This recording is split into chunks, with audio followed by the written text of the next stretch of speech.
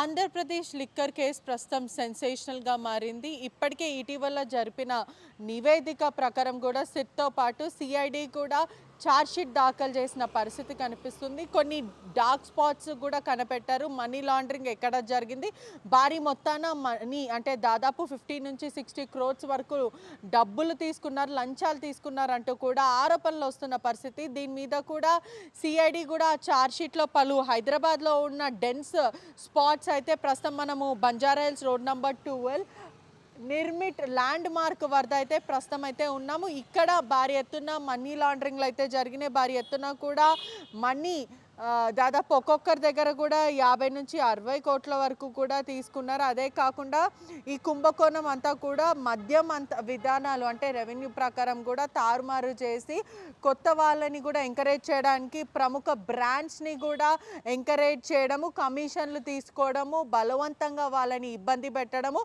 Syndicate చేసుకోవడం, ఇదంతా కూడా లిక్కర్ మాఫియాగా మారిపోయిందని కూడా ఖజానాకు కూడా భారీగా నష్టం జరగడం 2022 నుంచి 2024 ప్రకారం కూడా ఇప్పటికే తారుమారు చేశారు. ఈ టైంలో కూడా చెల్లింపు డిస్కౌంట్ అంటూ కూడా దాదాపు 64 క్రోర్స్ వరకు కూడా నష్టాన్ని కలిగించారంటూ కూడా దర్యాప్తులో పూర్తిగా తెలవడం జరిగింది. ఇప్పటికే కిక్ బ్యాక్ వాళ్ళకు కూడా కమిషన్లు చెల్లించడానికి 5 రోజుల వరకు ఖచ్చితంగా మీరు చెల్లించాలి, లేకపోతే సరఫరా ద్వారా కూడా ఇటువంటివి చేయాలి, మీరు త్వర డబ్బులు కట్టాలంటే ఇబ్బందులు పెట్టడం, ఇటువంటివి కూడా ప్రధానంగా చేయడం. అదే కాకుండా రాజశేఖర్ రెడ్డి అన్న వ్యక్తి సూత్రధారిగా గుర్తించారు. అదే కాకుండా పలువురిని గుర్తించిన పరిస్థితి కూడా కనిపిస్తుంది. షెల్ కంపెనీ ద్వారా కూడా హవాలా లాండరింగ్లో కూడా డబ్బులు అంటే అదర్ పీపుల్కి కూడా పంపిణీ చేయడం, దాని తర్వాత ఇది ఒక ఆస్తి పర్పస్గా డబ్బులు పెట్టుకోవడం, ఇదంతా కూడా జరిగింది. మాజీ ముఖ్యమంత్రి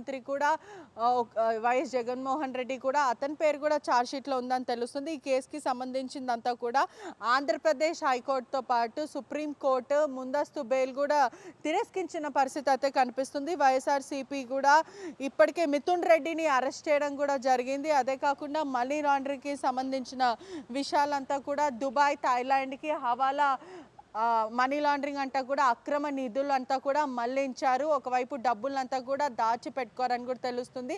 ఇంటర్నేషనల్ మనీ లాండరింగ్ ద్వారా ఇదంతా జరిగిందని తెలుస్తుంది. నివేదికల ప్రకారం కూడా ఇప్పటికే చూసుకుంటే కూడా డబ్బులు పంచుకోవడానికి, పంపిణీ చేసుకోవడానికి కూడా దాదాపు 7 డెన్స్ స్పాట్స్ అయితే సిట్ గుర్తించడం అయితే జరిగింది. సిఐడి కూడా గుర్తించింది. ఛార్జ్‌షీట్లో కూడా ఏదైతే ప్రస్తుతం మనము బంజారాహిల్స్ రోడ్ నంబర్ 12 302లోనే కూడా ఇక్కడనే భారీ ఎత్తున మనీ లాండరింగ్ జరిగింది. దాదాపు 7 చోట్ల ఆంధ్రప్రదేశ్ లిక్కర్ కేసుకి సంబంధించిన లాండరింగ్ అంతా కూడా ఇక్కడనే జరిగిందని తెలుస్తుంది. ఒక్కసారి మనం విజువల్స్లో చూస్తుంటే కూడా Nirmit landmark apartments flat number 302 Banjara Hills road number 12 వద్ద అయితే ప్రస్తుతం ఉన్నాం. ఇది ఒకటే కాకుండా Srinivasam flat number C3 film Nagar ఏరియాలో, Uma hills crest flat number 402 Jubilee Hills house road number 3, అదే కాకుండా Nallagandla Nagar Hyderguda NCC urban 1 venue flat number 1603 8 block Narsingi, స్కార్ వైజ్ ఫ్లాట్ నంబర్ 103601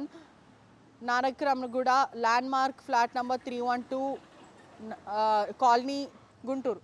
ఇవంతా కూడా ప్రస్తుతం 7 ల్యాండ్ మార్క్స్ అయితే గుర్తించడం అయితే జరిగింది. వైఎస్ఆర్సీపీ వాళ్ళు మాత్రం ఇదంతా కూడా అవాస్తవం, కుట్రపూర్వకంగా మమ్మల్ని ఇరికించడానికి మాత్రమే ఇదంతా కూడా చేస్తున్నారు, అసలు మాకు ఎటువంటి సంబంధం లేదంటూ కూడా కొట్టిపాడేస్తున్నారు. కానీ ఇప్పటికే చూసుకుంటే కూడా ఇటువంటి ల్యాండ్ మార్క్స్ దాదాపు 7 ల్యాండ్ మార్క్స్ ఉన్నాయి. ఇక్కడనే భారీ ఎత్తున మనీ లాండరింగ్ జరిగిందని కూడా పూర్తిగా తెలుస్తుంది. అదే కాకుండా ఈ రూమ్ నంబర్ 302 ఏదైతే ఫ్లాట్ నంబర్ ఉందో అక్కడనే కార్యకర్తలు కలుసుకోవడం, అందరు కూడా ఇక్కడనే కలుసుకోవడం, దాని తర్వాత మాట్లాడడం, డీలర్స్తో మాట్లాడుకోవడము, ఇన్వెస్టర్స్తో మాట్లాడుకోవడం, ఇదంతా కూడా పూర్తిగా ఇక్కడనే జరిగింది. దాదాపు కోట్లు విలువ చేసే డబ్బులు అంటే మొత్తం మీద కూడా అనేక కోట్ల విలువ చేసే డబ్బులంతా కూడా ఇప్పటికే లిక్కర్ స్కామ్ అంతా కూడా సెన్సేషనల్గా మారింది. మిథున్ రెడ్డి కూడా ఏసీపీ కోర్టు విధించడం జరిగింది. రాజమండ్రి సెంట్రల్ జైల్లో అయితే ప్రస్తుతం అయితే ఉన్నారు. అదే కాకుండా మిథున్ రెడ్డితో పాటు అతను ఒక కీలకమైన వ్యక్తి అంటూ కూడా ఆరోపణలు వినిపిస్తున్నారు. అదే కాకుండా 5 రోజుల కస్టడీ కూడా పోలీసులు కస్టడీ పిటిషన్ వేసే అవకాశాలు ఉంది. మిథున్ రెడ్డికి కస్టడీకి ఇస్తారా లేదా అని తెలిసేది. ఎంపీ మిథున్ రెడ్డికి సంబంధించిన ఒకవైపు అదనంగా కూడా పిటిషన్లు దాఖలయ్యాయని కూడా తెలుస్తుంది. ఇప్పటికే వారంలో ఒక్కరోజు అంటే దాదాపు 6 ములాఖత్లు కావాలి, కూలర్ ఏర్పాటు చేయాలి, ఇంటి భోజనం కావాలంటూ కూడా వాళ్ళు అడగడం జరిగింది. ఇప్పటికే ఈ పిటిషన్ల పైన కూడా ఎటువంటి నిర్ణయం తీసుకుంటారో కూడా వేచి చూడాలి. కానీ ఇప్పటికే ఏపీ లిక్కర్ స్కామ్కి సంబంధించి మాజీ మంత్రి నారాయణ స్వామి కూడా సిట్ నుంచి పిలుపు వెళ్లడం అయితే జరిగింది. అంటే దాదాపు నిన్న కూడా అతను విచారణకి హాజరు అవ్వాలి, కానీ ఇప్పటివరకు ఆయన హాజరు అవ్వలేదు, హెల్త్ బాగాలేదంటూ చెప్తున్నారు.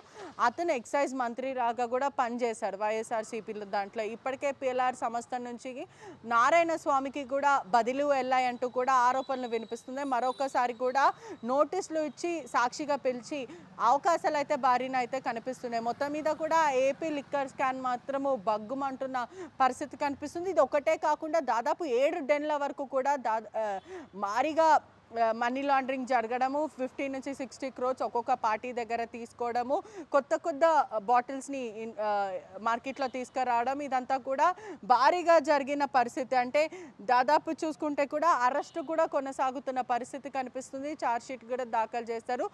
మిథున్ రెడ్డి అరెస్టు మాత్రం రాష్ట్ర వ్యాప్తంగా కూడా హడావుడి క్రియేట్ చేసింది. ఇప్పటికే ప్రస్తుతం అతన్ని కస్టడీ కోరినప్పటికీ కూడా సిట్ ఒకవైపు అతనికి అంత తెలుసు, ప్రధాన నిందితుడిగా కూడా అతన్ని భావిస్తున్నారు. ప్రస్తుతం ఇది ఇక్కడ ఉన్న updates. Cameraman గణేష్తో పెట్రిషా reporting, RTV Hyderabad.